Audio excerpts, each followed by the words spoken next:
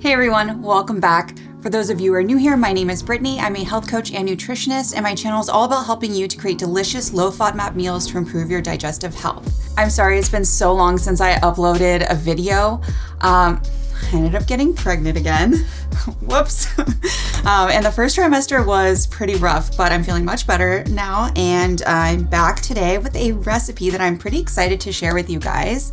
It is actually my grandmother's lamb stew recipe. Well, my low FODMAP version of her recipe. It's pretty simple. We're just combining some leg of lamb, or like lamb chunks, like either the leg or the shank.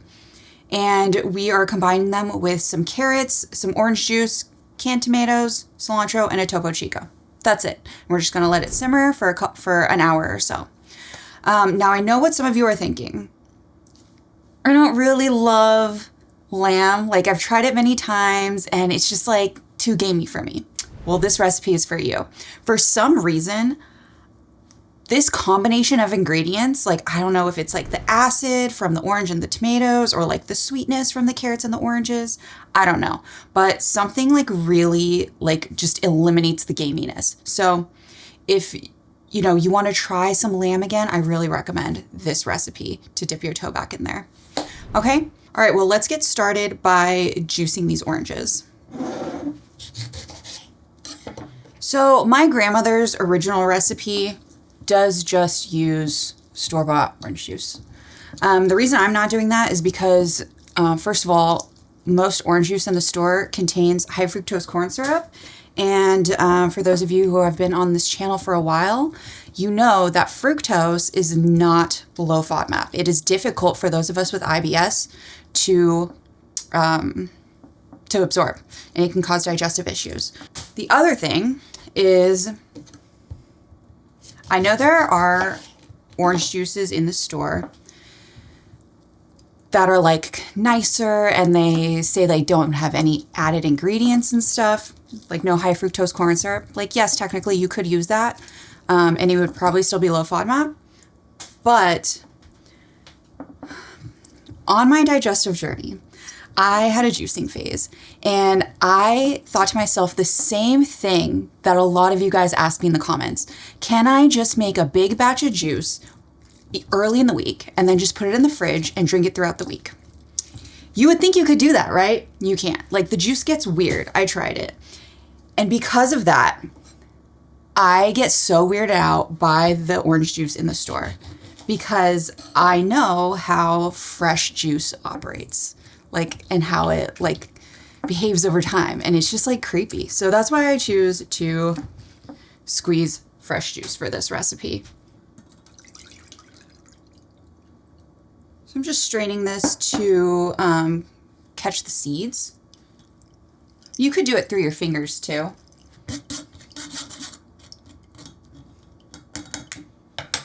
Okay, and we are going to need 12 ounces of orange juice because you want a 1-to-1 ratio of orange juice to Topo Chico, and this is 12 ounces. Also, originally, my grandmother's recipe does not use Topo Chico. She actually uses beer. I have tried so many different kinds of gluten-free beers over the years, trying to like make a version of this recipe that I could eat, and mostly that my mom could eat because you know, she has issues like me as well, and this is her favorite dish, and I make it for her every year on her birthday. So I really wanted to come up with a version that she could eat and not feel like crap like the next day, you know? But if you are not low FODMAP or you don't have like issues with beer, you could totally do that. I would recommend a Pilsner of sorts because that's the most popular beer that they consume in Ecuador, and my grandmother is from Ecuador. But I'm pretty sure she came up with this recipe when she was already in the States.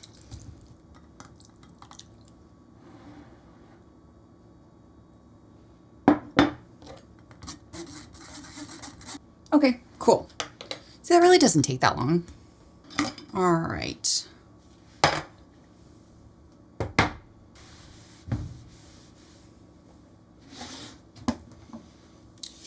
Okay, next I'm just going to peel these carrots. We're gonna slice them into pretty large chunks. Obviously, this is going to depend on how like thick around your carrots are. But the whole point is that we need to have larger chunks for these carrots because they are going to cook for about an hour, hour and a half, and you don't want them to be falling apart at the end. Oops. Okay, so you can see there's a pretty big difference between my largest carrot and my smallest carrot. So in order to get around that, like for the small one, kind of just cut it like that and it'll be fine.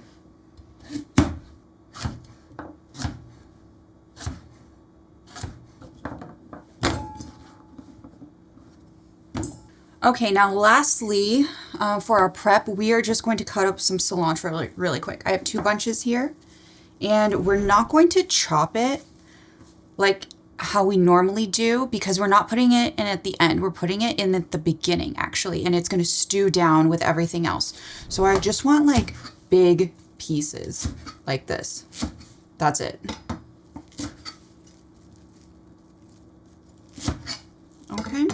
All right, lastly, before we go over to the stove, let's just season our lamb. Now, if you find lamb stewing chunks in the store, totally use that. That's great. Lamb is kind of hard to find though. So what you want to do is call up your local butcher and ask for either the leg or the shank, and then you can have them actually chop it into stewing chunks for you.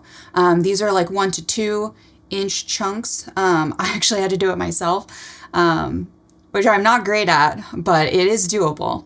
Also, if you're getting it from the butcher, see if they can include the bone, because if you simmer it all together with the bone, that's gonna make it so much better. So we are just going to be adding, I have 2 to 3 pounds here, so we're gonna be adding 2 to 3 teaspoons of salt. We'll just start with 1.5. And then I also have coriander. Let's open this part. Okay. All right. Now we are going to take this over to the stove and we're going to brown the meat up and then just throw everything in together, okay? Here I have a large Dutch oven or an enameled cast iron. And if you don't have one of these, you can use stainless steel. It's totally fine. But when using one of these, it's important to make sure you preheat it because it does take longer to come up to temperature. So I'm just going to do that over like a medium-high heat. And then what we're going to be doing is we're going to brown this lamb in 2 batches because you can see it's kind of a lot of meat to fit in this pot. Like you can obviously fit it in the pot, but you're not going to have enough surface area to brown all the meat at once. And if you do put it all in there, it'll be fine, but you're not going to be able to create that Maillard reaction, like, cause you'll just be like steaming the meat basically. Which again, you can do that. It's totally fine. Like if you were going to throw all of this in a crock pot and slow cook it all day, you could do that without browning it. It's fine, it'll work, but this extra step just kind of gives it like a little bit more flavor. All right, this is nice and preheated. I'm going to add a good glob of butter here, about 1.5 tablespoons. Because you see, this lamb is pretty lean.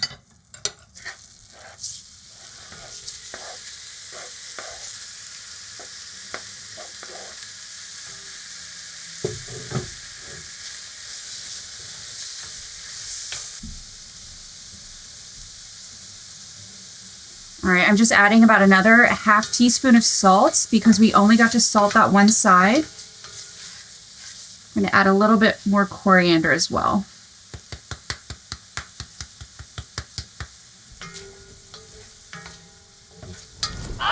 Whoops.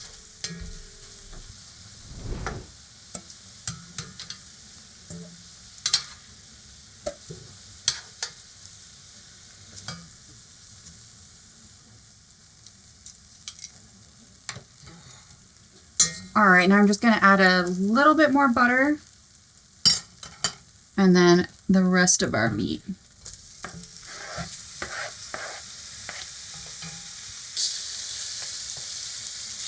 Again, we're just going to add a little bit more salt and some more coriander. I will have the final measurements for everything in on the website, linked in the video description below. So we're not just creating flavor in the meat itself, but look at this beautiful browning that's happening on the bottom of our pan. That is going to be so good for the flavor of the sauce. You look at this beautiful browning we've got going on here. I stirred that half too much. That's why I didn't get that browning in the same way. But like I said, it's going to be okay. Okay, that's looking good. Now we're going to add in our carrots. Again, another teaspoon of salt.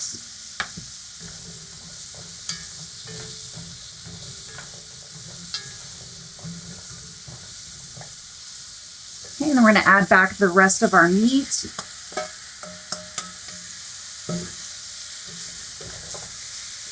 And then we need to deglaze the bottom of this pot so we can get all that flavor. We're going to add our tomatoes. And then just make sure you use your wooden spoon to kind of scrape it. Okay, see how we got all that? Okay, so now let's do the other side with our other can.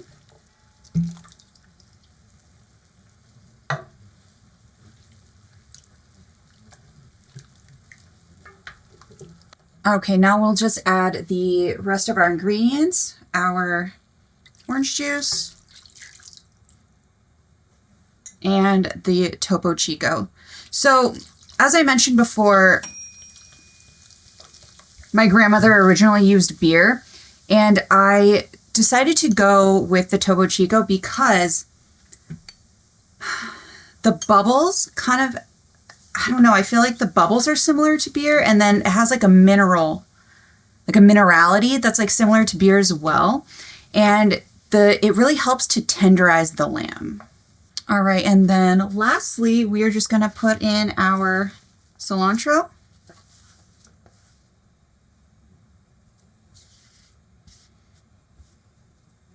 Just kind of push that down. God, it smells so good already.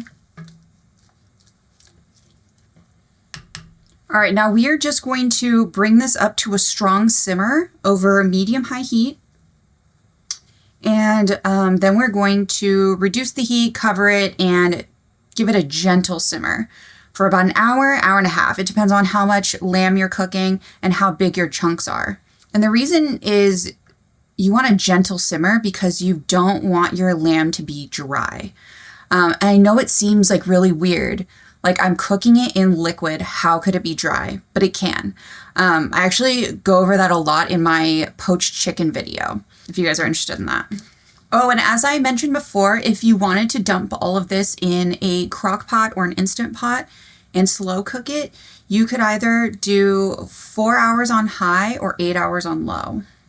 All right, we are just about at a strong simmer. Whoa. Okay, so now I'm going to cover it and reduce the heat to a medium low, and I'm going to give it a couple of minutes to kind of readjust, and then I'm going to take a peek and see if we're at like the right level of simmer. Okay, let's see. Okay, that's a beautiful level of simmer right there, so I'm just going to pop the lid back on, and then I will come back and check this in an hour.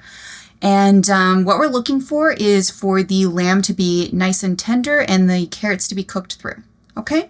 And then while that's cooking, I'm also going to cook up some rice because that's what we're gonna be serving this over, okay?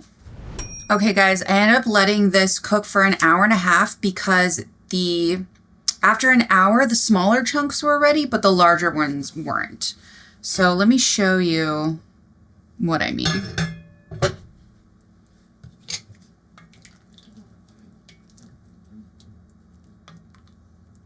Okay, so see that we've got a larger chunk here. And look, it is just so tender, just like falling apart. And check to see if our carrots are cooked all the way through. Yep. All right, now I'm just gonna give the sauce one final taste for salt.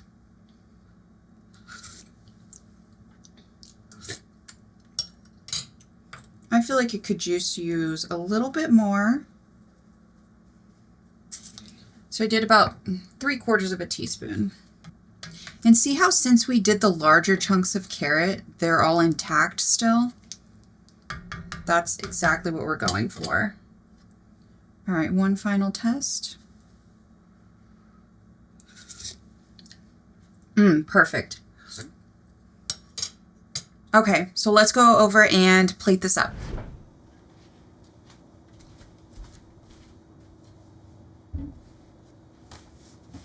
God, I can't wait to eat this. I wish you guys could smell it. Like, I don't know, it's such a hard smell to describe, but it's just like so nostalgic for me. Okay, like I mentioned before, we are going to be serving this up over rice. Now, the best part of this entire dish is the juice on the rice. In fact, my mom always makes me put in an extra can of tomatoes so that there's extra juice.